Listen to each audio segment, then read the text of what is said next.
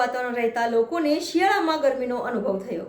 વડોદરા શહેરમાં એકાએક વાતાવરણમાં પલટો જોવા મળ્યો, સાથે ઠંડીના તાપમાનમાં પણ ઘટાડો જોવા મળ્યો। આજે મહત્તમ તાપમાન 28.4 ડિગ્રી અને લઘુત્તમ તાપમાન 17.4 ડિગ્રી નોંધાયું હતું, જ્યારે ભેજનું પ્રમાણ 56% રહ્યું હતું। દિવસ દરમિયાન શહેરમાં વાદળછાયું વાતાવરણ રહ્યું હતું, જેના કારણે લોકોને ગરમીનો પણ અહેસાસ થયો। હવામાન વિભાગની આગાહી અનુસાર રાજ્યમાં કાતિલ ઠંડી વચ્ચે માવઠાની સંભાવના વ્યક્ત કરવામાં આવી છે। ડિસેમ્બરના છેલ્લા અઠવાડિયામાં કમોસમી વરસાદ પડી શકે છે।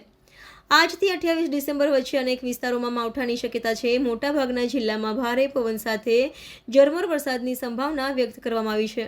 હવામાન નિષ્ણાંતે કમોસમી વરસાદની મોટી આગાહી કરી છે। કાતિલ ઠંડી વચ્ચે માવઠાની આગાહી આગામી દિવસોમાં કમોસમી વરસાદ પડી શકે છે। તારીખ 25, 26 અને 27 ડિસેમ્બરે માવઠાનું અનુમાન લગાવવામાં આવ્યું છે, તો રાજ્યના કેટલાક ભાગોમાં વાદળછાયું વાતાવરણ રહી શકે છે। અરબ સાગર અને બંગાળના ઉપસાગરના ભેજના કારણે માવઠાની આગાહી કરી છે। 27 ડિસેમ્બરથી રાજ્યમાં ઠંડીમાં ઘટાડો થાય તેવી સંભાવના છે। ઉત્તર ગુજરાત અને પૂર્વ ગુજરાતમાં તાપમાન વધે તેવી સંભાવના છે, તેમજ મધ્ય ગુજરાત સહિત સૌરાષ્ટ્ર અને કચ્છમાં પણ ઠંડીમાં ઘટાડો થઈ શકે છે।